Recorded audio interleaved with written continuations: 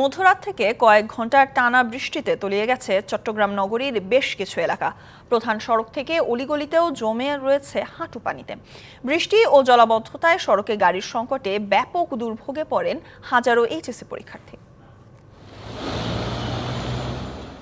শনিবার দিবাগত রাত থেকে বৃষ্টি শুরু হয় মুষলধারে। এর প্রভাবে তলিয়ে যায় বন্দরনগরীর অধিকাংশ নিম্নাঞ্চল। নগরীর ২ নম্বর গেট, রহমাননগর, খুলশী রেলগেট, ওয়্যারলেস মোড় সহ বিভিন্ন স্থানে দেখা দেয় জলাবদ্ধতা। কাতালগঞ্জ, শোলকবহর, চকবাজারের নিচু এলাকায় হাঁটু থেকে কোমর পানিতে বিপাকে পড়ে নগরবাসী। আমাদের যাতায়াতের প্রচুর পরিমাণ সমস্যা, যেমন অফিসে যাচ্ছে পারতেছি না, ডিউটি করতে পারতেছি না এবং বিভিন্ন সমস্যা হচ্ছে আর কি। আমাদের জীবনযাত্রা অচল হয়ে গেছে আর কি। পানি অনেক বেশি, এখন আর বৃষ্টি হলে ঘরদুয়ার সব ফুরিয়ে যাবে।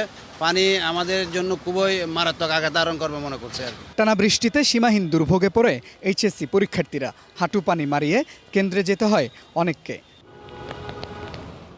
এছাড়া পরিবহন সংকটে দ্বিগুণ থেকে ৩ গুণ ভাড়া দিয়ে কেন্দ্রে পৌঁছাতে হয় পরীক্ষার্থীদের। পরীক্ষার্থীরা সময় মতো যানবাহন পায় নাই এবং আসতে নিদারুণ ভোগান্তিতে পড়তে হয়েছে তাদের। ভাড়াটা অবশ্য দ্বিগুণের চেয়েও বেশি দাবি করছে। ছাত্রছাত্রীরা একটু আসতে একটু অনেক দেরি হয়েছিল, লেট হয়েছিল। ওই জলবদ্ধতার কারণে আর গাড়ি ঠিকমতো পাওয়া যাচ্ছিল না, এই জন্য ভাড়াও একটু বেশি নিয়েছিল গাড়ি। নগদের কাছে সব গ্রাহকই প্রিয়, তাই তো সারা দেশে ক্যাশ আউট চার্জ সবচেয়ে কম। শিক্ষা বোর্ডের কাছে বর্ষার পরিবর্তে অন্য মৌসুমে পরীক্ষা নেওয়ার দাবি অভিভাবকদের।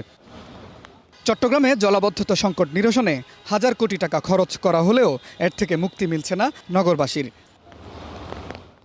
Mujibul Haque, DBC news, Chittagong.